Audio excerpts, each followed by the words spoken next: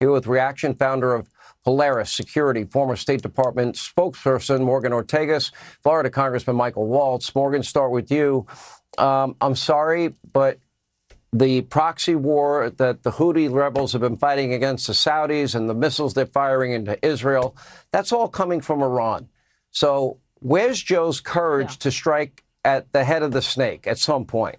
I see nothing but Joe capitulating, trying to get billions of dollars into Iranian coffers.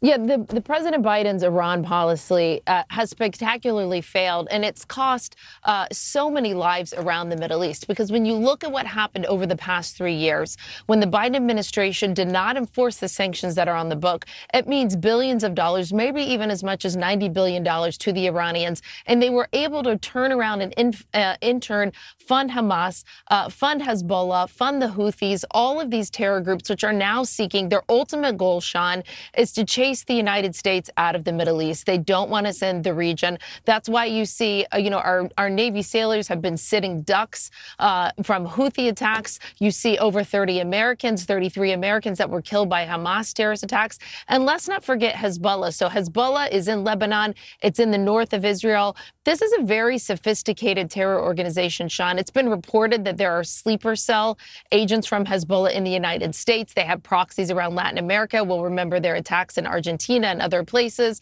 for many years. And of course, we can't forget the Beirut attacks.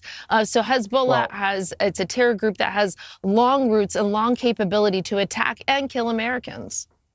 And Congressman, we know that the last time we've had hundreds of attacks on American soldiers in Iraq and Syria.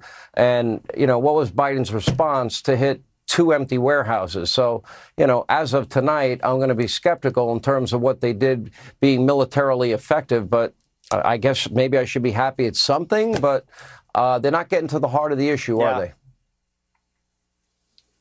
No, they're not, Sean. And until tonight, our Navy ship captains did not have the authority to shoot at the missiles being launched at them, to shoot at the actual Houthis, shooting at them from shore, even when they detected them. So, look, better late than never.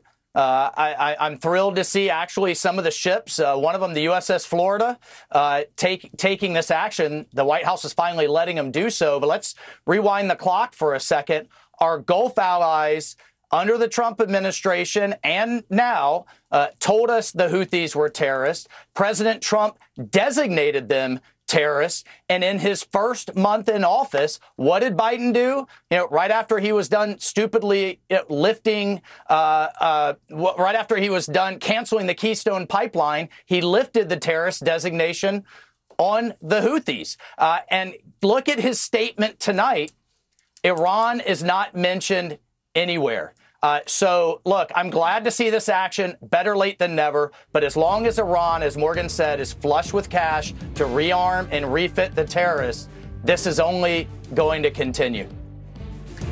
This hardly gives me any confidence that any of these terror groups that are fully supported by the #1 state sponsor of terror, Iran, are going to be intimidated or stop what they've been doing.